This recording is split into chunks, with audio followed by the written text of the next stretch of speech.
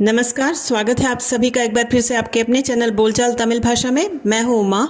Comment section में एक फरमाइश आई थी स्कूल में जो पेरेंट्स टीचर्स मीटिंग होती है उसके बारे में एक वीडियो बनाने की।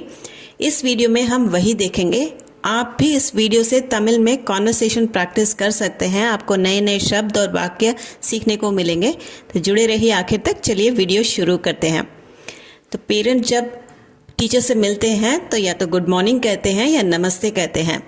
इंग्लिश में गुड मॉर्निंग और हिंदी में नमस्ते, तमिल में वनक्कम वनक्कम।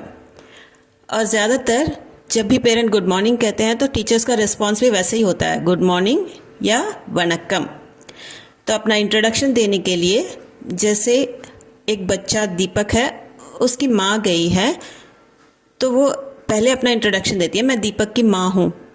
उसके लिए ना दीपकोड़ अम्मा, ना मतलब मैं, दीपकोड़ मतलब कि दीपक की, अम्मा माँ। तो तमिलनाडु में अम्मा ज़्यादा यूज़ होता है। मैं दीपक की माँ हूँ, ना दीपकोड़ अम्मा। अगर दीपक के पिता गए हैं तो ना दीपकोड़ अप्पा कहेंगे। टीचर उन्हें बैठने के लिए कहती हैं, बैठिए। उक्कारंगा, उक्कार का मतलब होता है बैठो। ये रिस्पेक्ट के साथ बोलने के लिए इंग लग जाता है, उक्कारंगा। बैठिए कहने के लिए उक्कारंगा उक्कारंगा। पेरेंट जो है वो पूछते हैं दीपक कैसे पढ़ रहा है। उसके लिए दीपक एप्पड़ी पढ़िक्किरान। दीपक का जो है वो प्रोग्रेस पूछ रहे हैं। उनकी माँ हो या पापा हो, दोनों पूछ रहे हैं कि वो उसका प्रोग्रेस कैसा है। ये वैसे कई तरह पूछे जा सकते हैं, पर यहाँ पे हम बहुत ही सिंपल सेंटेंस लेंगे। दीपक कैसे पढ़ रहा है, उसके लिए दीपक एप्पड़ी पढ़िक्किरान। दीपक एप्पड़ी का मतलब कैसे, पढ़िक्किरान मतलब पढ़ना होता है, पढ़िक्किरान पढ़ रहा है। दीपक कैसे पढ़ रहा है, दीपक एप्पड़ी पढ़िक्किरान।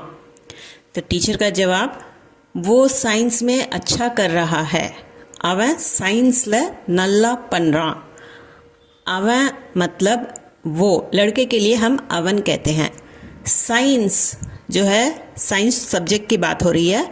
ल जब लगाते हैं तो जैसे हम हिंदी में साइंस में कहते हैं, तो बोलचाल में साइंस ल। नल्ला मतलब अच्छा, पनरान कर रहा है, वो साइंस में अच्छा कर रहा है। अवन साइंस ल नल्ला पनरान। पढ़ाई में तेज़ है। टीचर आगे कहती हैं पढ़ाई में तेज़ है। अवन पढ़िप्पिल गेट्टिकारन। अवन जो है वो कहने के लिए, पढ़िप का मतलब होता है पढ़ाई, पढ़ी का मतलब पढ़ो, पढ़िप पढ़ाई नाउन फॉर्म में बदल जाता है। पढ़िप्पिल या पढ़िप्पिल कहने के लिए उसका मतलब हो जाता है पढ़ाई में, पढ़िप्पिल पढ़ाई में। गेट्टिकारन मतलब तेज़ है, इंटेलिजेंट है। अब पढ़िप्पिल गेट्टिकारन। सारे सब्जेक्ट्स में अच्छे नंबर हैं। एल्ला सब्जेक्टलियों नल्ला मार्क्स। एल्ला मतलब सारा, सारे के लिए एल्ला। सब्जेक्ट जो है अंग्रेज़ी शब्द है। सब्जेक्ट्स में कहने के लिए सब्जेक्ट लेयुम, सब्जेक्ट ल, सब्जेक्ट लेयुम दोनों ही आप कह सकते हैं। नल्ला मतलब अच्छा, अच्छे। मार्क्स जो है वो अंग्रेज़ी शब्द है नंबर के लिए। सारे सब्जेक्ट्स में अच्छे नंबर हैं। एल्ला सब्जेक्टलियुम नल्ला मार्क्स। एल्ला सब्जेक्टलियुम नल्ला मार्क्स। ट्यूशन जाता है क्या, टीचर पूछ रही हैं, ट्यूशन जाता है क्या। ट्यूशन पोराना। ट्यूशन जो है वो अंग्रेज़ी शब्द हमने वैसे ही ले लिया है, हर जगह यही यूज़ होता है। पो का मतलब जाना होता है, पोरान मतलब जाता है। पोराना आ की मात्रा जब लग जाती है तो क्वेश्चन में बदल जाता है। ट्यूशन जाता है क्या, ट्यूशन पोराना, ट्यूशन पोराना। नहीं मैडम, मैं खुद पढ़ाती हूँ। तो अगर पेरेंट माँ है तो वो कह रही हैं नहीं मैम मैं खुद पढ़ाती हूँ। अगर पापा हैं तो नहीं मैम मैं खुद पढ़ाता हूँ। उसके लिए, दोनों के लिए तमिल में एक ही सेंटेंस होगा। इल्ला मैडम नाने सोल्ली कोडुक्करेन। इल्ले का मतलब आप में से बहुत लोग जानते हैं, नहीं के लिए यूज़ करते हैं। नहीं मैडम कहना हो तो इल्ला मैडम। नान मतलब मैं होता है, मैं खुद कहने के लिए नाने।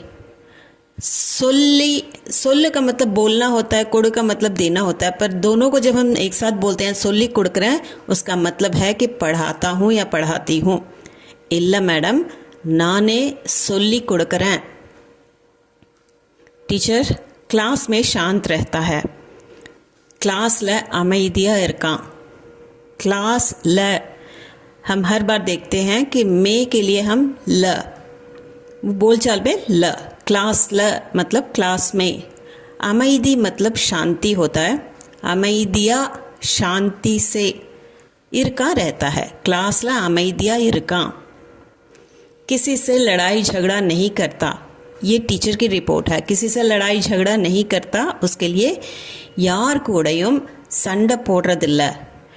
यार जो है यहाँ पे हमने किसी के लिए यूज़ किया है। यार कोड़युम किसी से भी, कूड़ा मतलब साथ होता है। यार कोड़युम किसी से भी। संडई का मतलब होता है लड़ाई। संड पोड्रद लड़ाई करना। संड पोड्रद इल्ल लड़ाई झगड़ा नहीं करता। यार कोड़युम किसी के साथ भी संड पोड्रद इल्ल लड़ाई नहीं करता।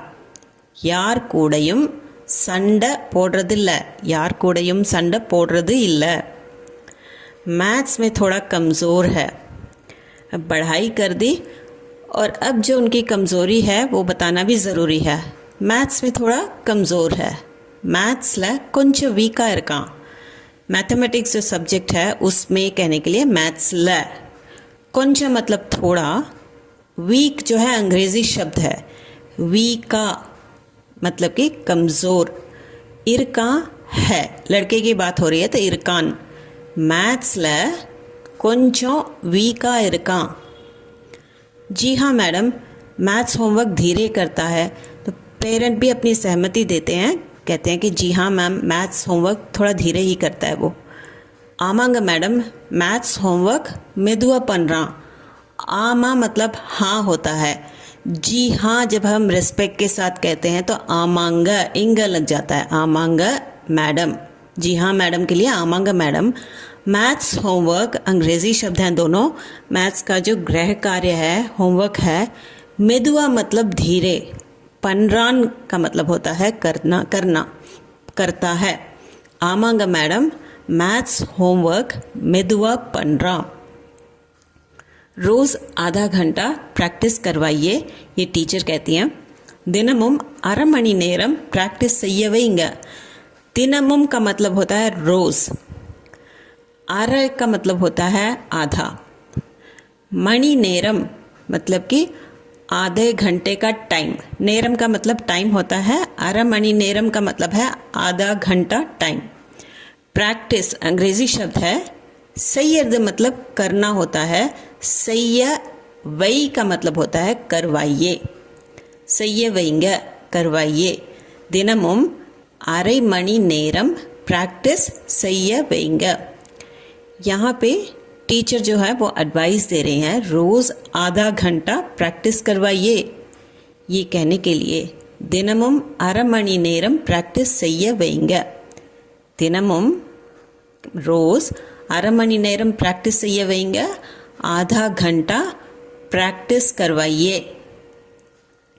अगला, फुटबॉल अच्छा खेलता है।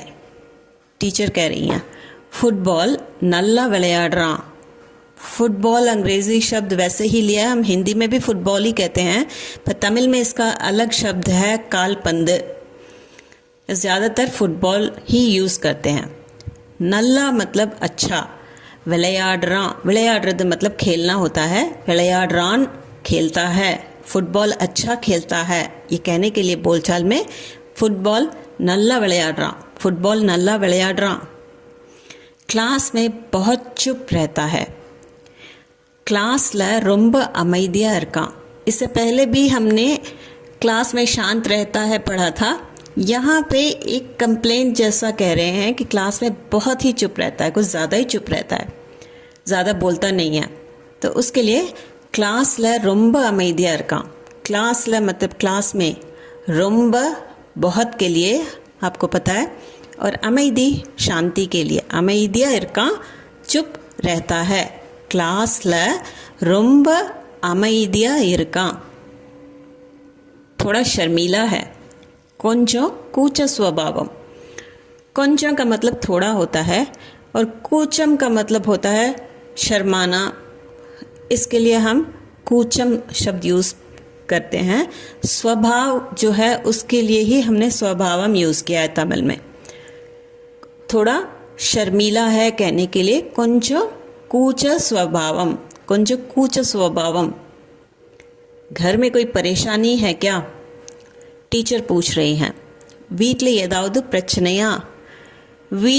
வீடு मतलब घर होता है. வீட்டில் घर में. ஏதாவது कोई. प्रचने का मतलब होता है समस्या, परेशानी, दिक्कत. इसके लिए प्रचने. घर में வீட்டில் कोई परेशानी है क्या? ஏதாவது பிரச்சனையா? வீட்டில் ஏதாவது பிரச்சனையா? पेरेंट जो है आप ही कोई हल बताइए. वो अपनी परेशानी शायद बताती हैं, उसके बाद कहती हैं कि आप ही कोई हल बताइए इस परेशानी का. तो उसके लिए நீங்களே ஏதாவது தீர்வு சொல்லுங்க. நீங்கள் का मतलब होता है आप. நீங்களே आप ही. ஏதாவது कोई. तीर्व का मतलब यहाँ पे हल, सॉल्यूशन जो है उसके लिए है. सोल का मतलब बताना होता है. सोल बताओ. सोल्लुंग रिस्पेक्ट के साथ बताइए. நீங்களே ஏதாவது தீர்வு சொல்லுங்க. तो टीचर कहती हैं, एडवाइस करती हैं, स्कूल में काउंसलर हैं.